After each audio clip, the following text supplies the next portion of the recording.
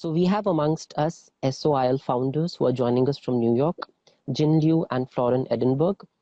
So I will first introduce the firm a little bit. SOIL was founded way back in 2008.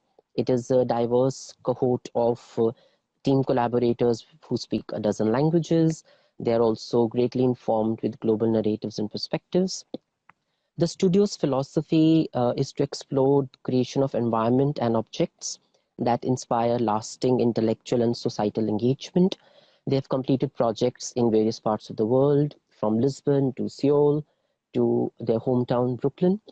And our guests today, Jin Liu and Florian Edinburgh, they have close to 2 decades of professional experience.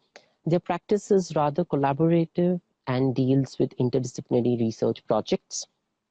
Florian has particularly a strong background in cultural spaces, whereas Jing's projects, they range from artistic collaborations with contemporary choreographers and visual artists. So I welcome Florian, and Jing will be joining us soon. So yes, thank you. Thank you for taking our time. Thank you for having us. Yes. So we will move to our first question. As per your philosophy, you say that your architectural philosophy is outward looking, which has meaningful dialogues with respect to materiality and psychology outside one's own selves. Could you please elaborate on that? Yeah, I think for us, for Jing and me, it has been very important in our youth and in our formation as architects to live in many different places. So I was born in the Netherlands. I worked a long time in Japan, and then we ended up in the US. Jing was born in China.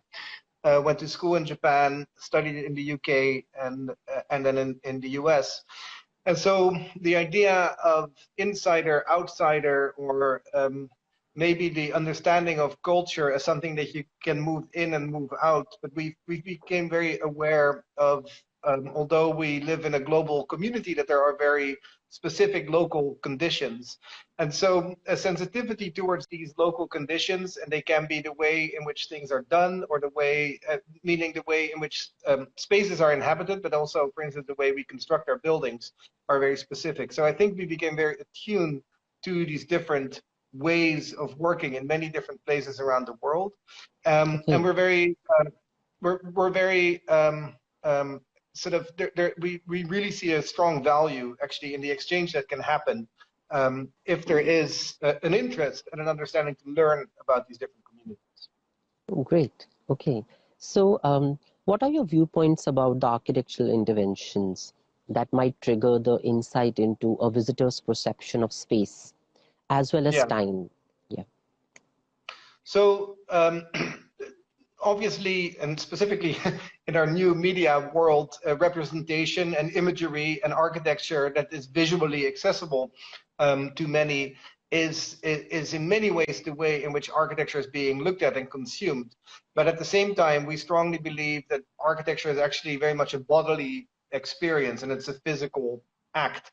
And so we feel very much that space still, like architecture is a three-dimensional and physical medium, not just a two-dimensional medium that can come to you through a pixel. And so in that, we feel that the shaping of space, really should be experienced physically. And yeah, that's maybe the way we think about architecture. Right. In the context of your project, the Civic Arena that you designed for the firm at Amanda, the firm who designed the Matt Museum in Lisbon. So could you elaborate a little more about the polyfunctional Civic Arena?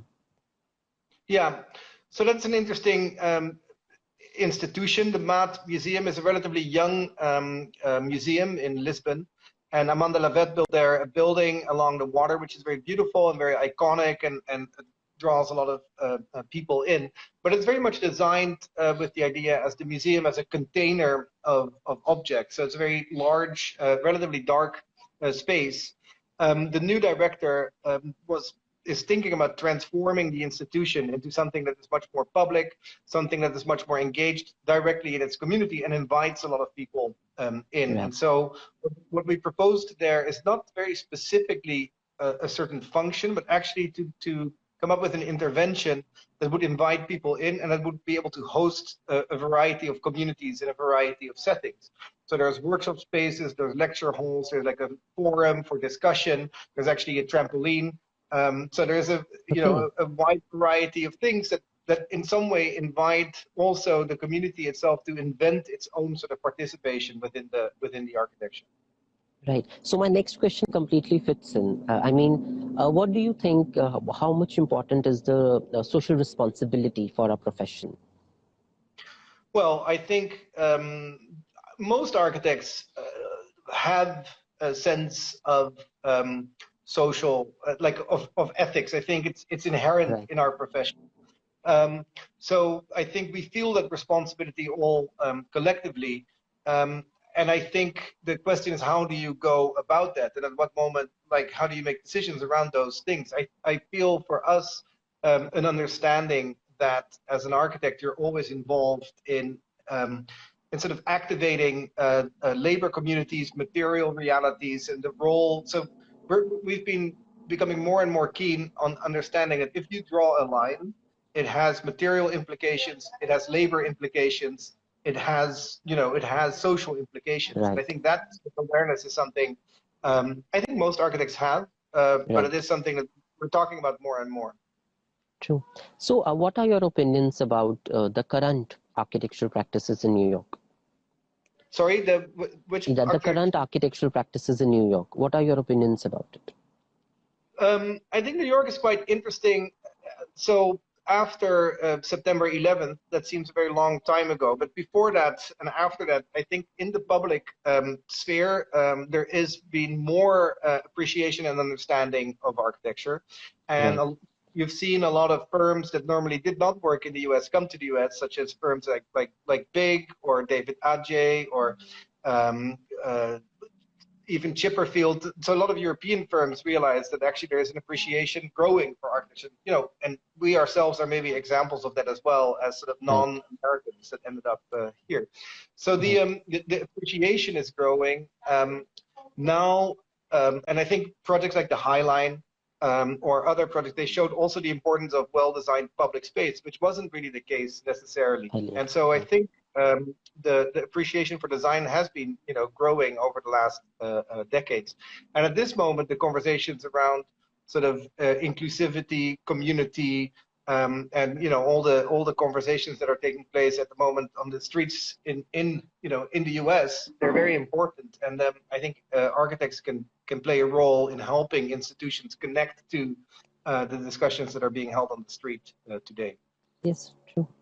So let's talk about your project, the recent one that you did.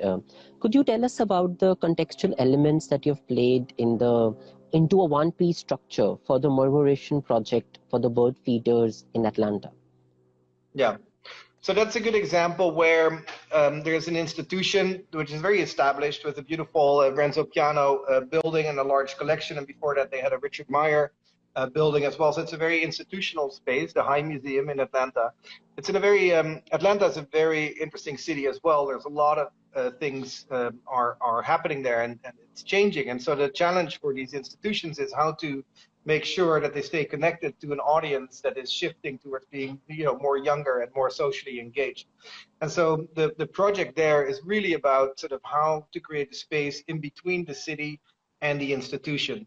On the piazza, we created a space for gathering, which obviously is very difficult during this COVID era. But not just gathering for people, but basically we asked the question, who is the architecture for?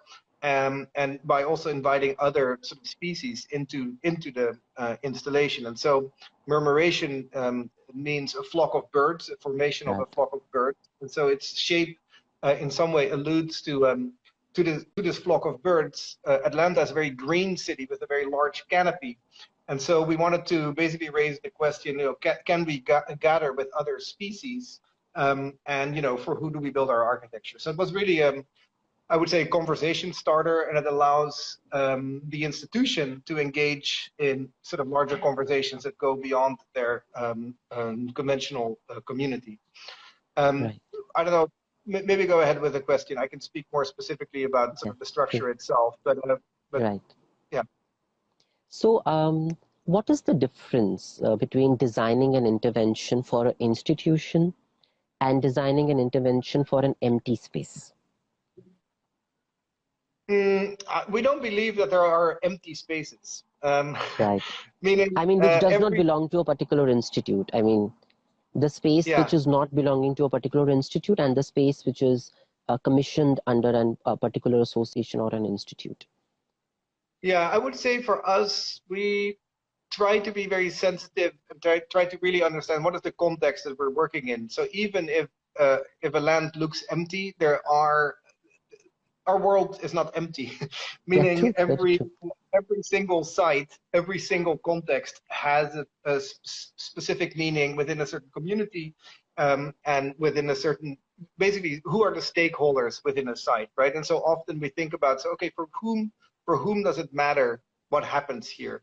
And so I would say in many ways there's not really a difference. We do feel Okay, strongly that public institutions at this moment have really, they were the ones that led or used to lead public discourse, but we feel that at this moment it's going to be really a challenge of how to continue to be part of that conversation. And so there we right. feel that's maybe the difference. Whereas an empty site, so to say, there's less responsibility, so to say, for an Okay. institution.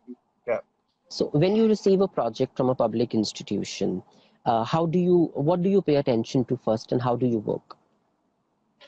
First, we try to go there, and which has become increasingly hard, but we do feel it's very important to understand, because on the one hand, there is a story that is being told to you, meaning people approach you with a certain question, Right. but often the question is not maybe the exact question that's being asked for. There's a famous story by Cedric Price, who has said that sometimes a couple comes to you and asks for a house, but you have to recommend a divorce. And this I Okay. sometimes use to explain to To architects the and students client. we teach ourselves that sometimes the question, there's a question behind the question, and so it's Right. important to go and to understand what is actually really at stake, and also what are the things that maybe the person who asks the question didn't think of, right? And that's where I think as an architect, it's not just your responsibility to respond to what is being asked, but also think about what are the questions that are not being asked. And so Right. we go, we see, we study, we try to understand, and some of these are very environmental concerns with regards to orientation, light, you know, and the others are much more social or historical. We look into the history of the institution. We look into the topics that are current, so to say. So what is being addressed, and then we try to construct a narrative that in some way finds resonance within that community. Right. So how has the pandemic changed your design process and what kind of working environment do you think it will lead for the architecture profession? So, I mean, we were here in New York during the pandemic. Was of course quite intense at the beginning of in March In and March? April. Yeah, and really, I would say public life came to a halt. And Halt. now we see a more sort of hybrid or maybe sort of aftermath situation in which, for instance, we are going back into the office, but with a limited amount of people, and we give people the opportunity to work from other places as well. So I think there's more of this hybrid interaction, and I think that will stay. For instance, we're also teaching, and teaching now is half in person and half Right. online. And we found the things that work very well online, like these kind of conversations, for instance. Right. And at the same time, we also realize models and material samples and being together in a room in order to get to the next step in sort of a design process are very important. And so we're actually Right. rethinking of how to use the office not as the only place in which work happens, but as one of the pieces, so to say, of the work environment that we need to work on. Yeah. So, you have any specific message for the architecture students I mean, what should they, how should they concentrate upon, and how their journey should take place? Any tips for the architecture students? Well, I think that the most beautiful thing of architecture is that it is a very slow profession to an extent. So it's also what people say is it's what people can complain about, right? That it is so slow. For instance, I know we've worked with graphic designers. They can do 200 projects in the time that we do, half a project, so to say. Right. But actually, if you think about, for instance, the lives of architects, and I know that we are maybe referring to a very limited canon, but for instance, somebody like I.M. Pei, who became 101 and had a practice that took him through 5 crises, 7, or even like somebody like Frank Lloyd Wright, who worked through 2 world wars. And so there are maybe moments within the life of an architect in which, there might be a more quiet phase. But the fact that you can maybe work 50 years, it's fine if 1 or 2 years are a little bit more quiet. So I think I wouldn't panic much. I also feel like this moment will pass. And it is the ability, the ability to think of the long arc, so to say, and not get too caught up. So it's interesting. On the one hand, we're very interested in the current, and we're very interested in the moment, but at the same time, we also realize that architecture is very slow. And so it is with managing these 2 different speeds. That's what I would recommend, students at this moment think about. Is like, don't think of this single speed, basically. Think of multiple cycles and different speeds, and life is long. So yeah, true, very true. So can we also have Jing in the picture if she's got free? Can you please check on her? We're working on a project for a library in Cleveland, and she's in this call. We're supposed to end, but let's see if she can join shortly. Okay. So I will proceed then. Otherwise. Well done. Yeah, no problem.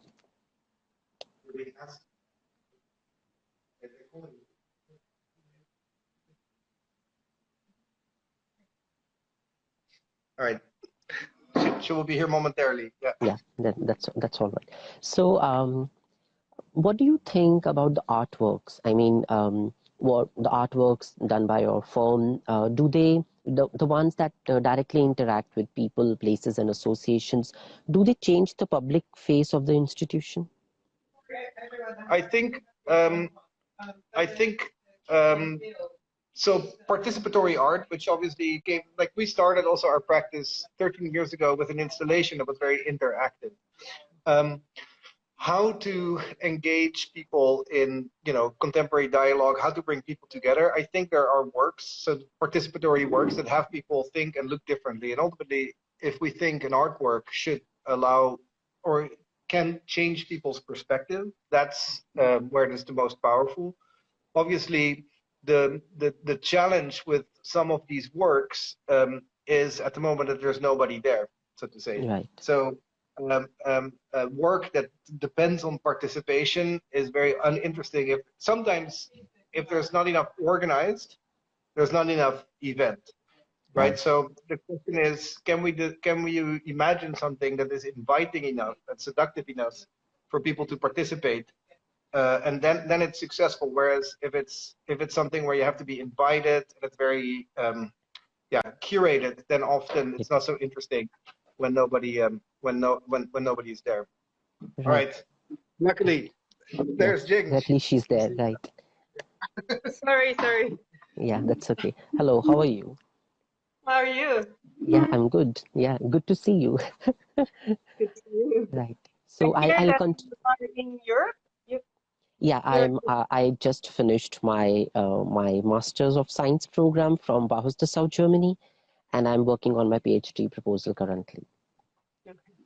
Right. So I'll continue the question that I asked Florian regarding the changing of public face of the institutions. So does the artwork done by a firm actually, lead to the institution getting more visitors, or does it integrate with the identity of the institution, or does it make the space more memorable? What are your observations?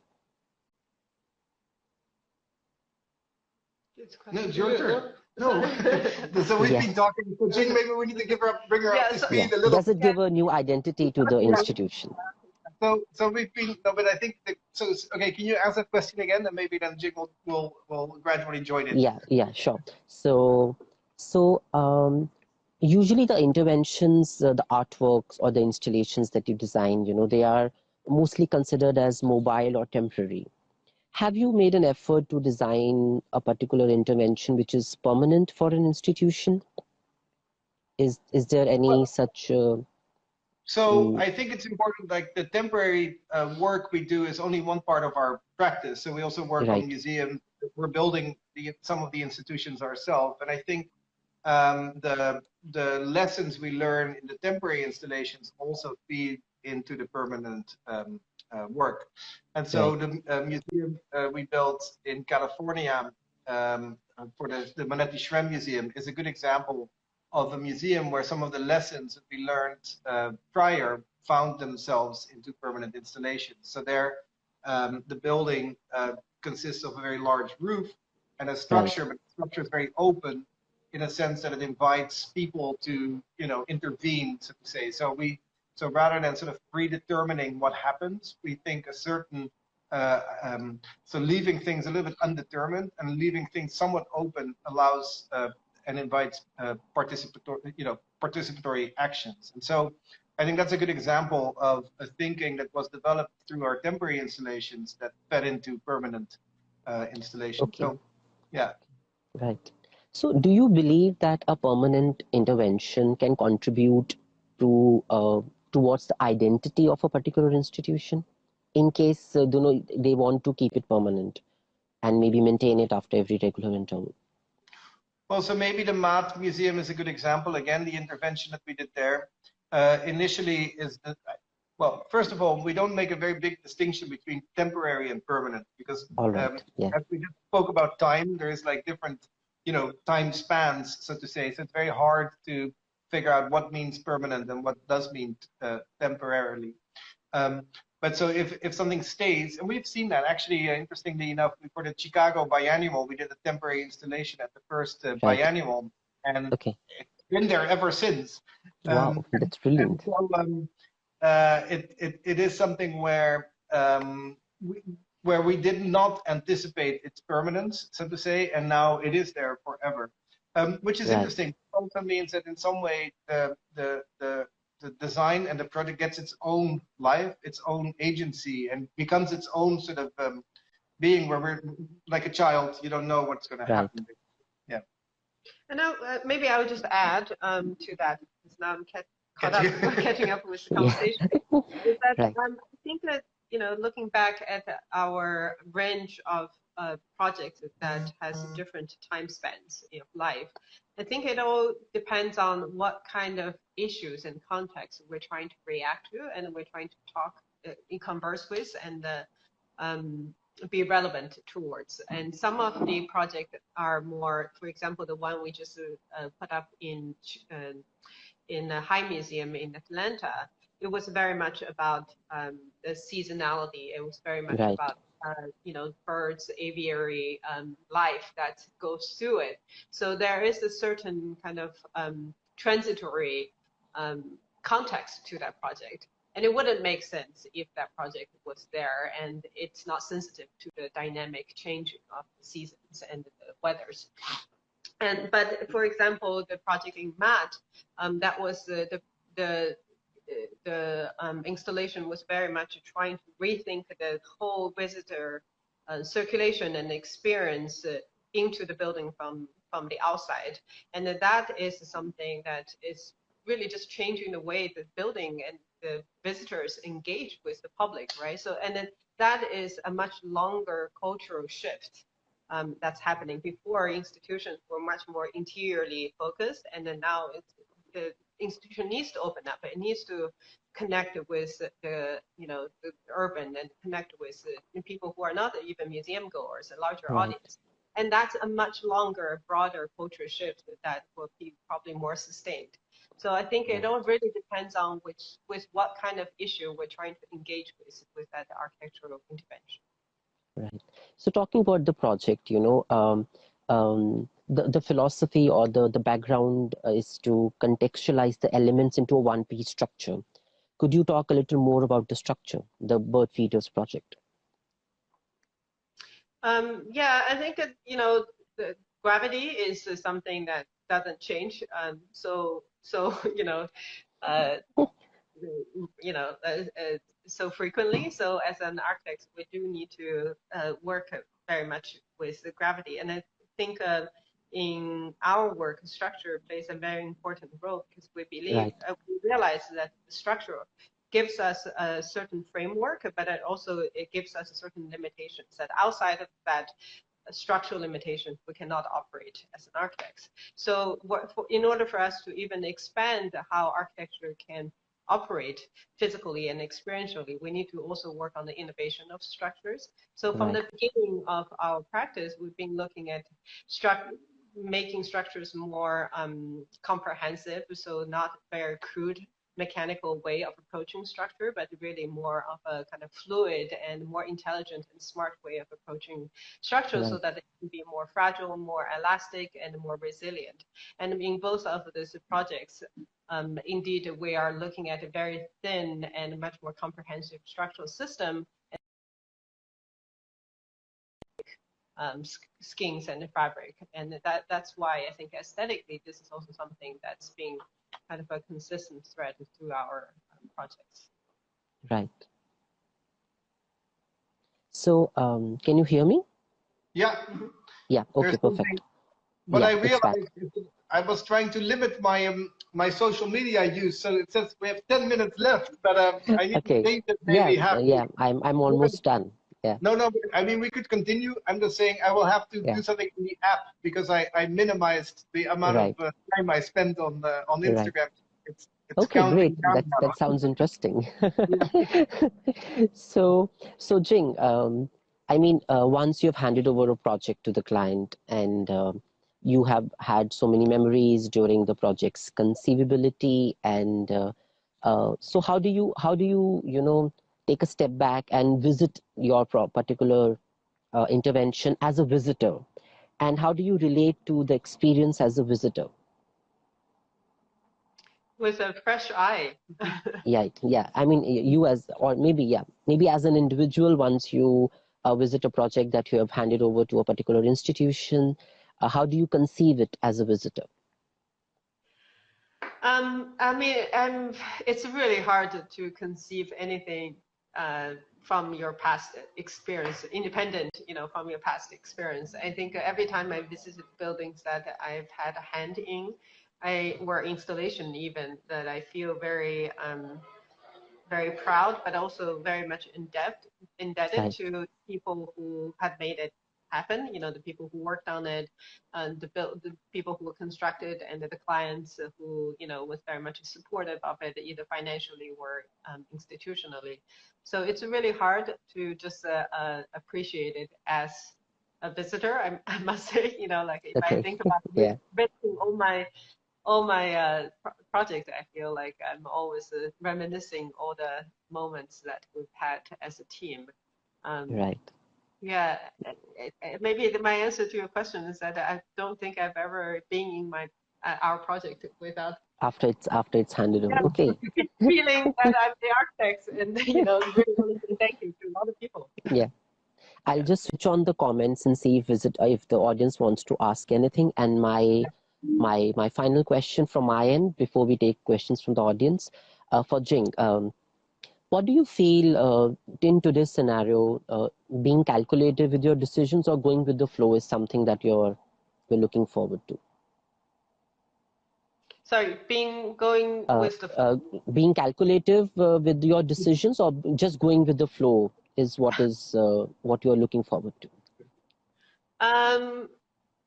Going with the flow for sure at every moment, but I would say that just keeping your eye on the ultimate direction, but allowing every moment to be more fluid and collaborative with there's so many people involved in the process of making architecture.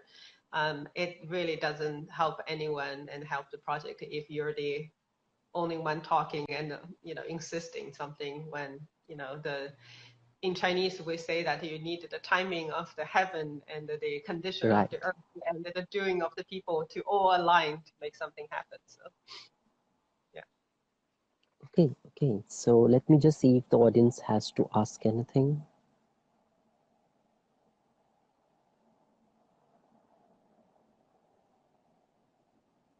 We have one question from the Instagram followers. We had sent a poll, and one of the interesting questions we can ask. They are asking, do you think your formal approach is a result of a new liberal culture that idealizes the iconic or the difference that you're about to bring in? I think we do think about form a lot, but we see a difference between iconic form and ambiguous form to an extent. And so the interest we have in form comes back to your first question with regards to sort of cultural specificity. And we feel that form is also very much related to culture. Okay. And so we're interested in making forms that can mean many different things in many different places. So something that is not like an icon is always the same. And we're very interested in form that is in some way not necessarily iconic, but it can be expressive in a certain way, but it should actually be hard to understand rather than easy to understand. So if an icon is a very simple, singular, understandable thing like the Eiffel Tower, we try to make form that is actually hard to draw, so to say. And in that, it might draw you in, if you know what I mean. It might invite you to find your own interpretation, your own reading, your own sort of way of looking at it. And so there's no right or wrong in the way in which you read. So we are interested in making form, but actually form that is not necessarily clarifying, but more inviting. Yeah. Right. Okay. But I think So, the question of is it liberal to incorporate differences and to open it up to variety. So it's interesting because definitely I think we are very much trying to expand the field and expand our aesthetic, even judgment and orientations. But we also very much believe in the ability for an object, a physical thing, an experience to corral the collective, to either temporarily or in a longer time span to be able to create this collective shared experience. So one time, on one hand, we are trying to expand it, and on the other hand, we're also trying to pull it together and then let that kind of fluctuation happen naturally. Right. Okay, great. So at this note, I would thank you for joining us for the session and taking out time from your schedules. And it was quite an interesting discussion. I mean, without a script, if we speak to people just to share what they're thinking in this particular constellation and the environment. So I really thank both of you for joining us for the session, and have a great day.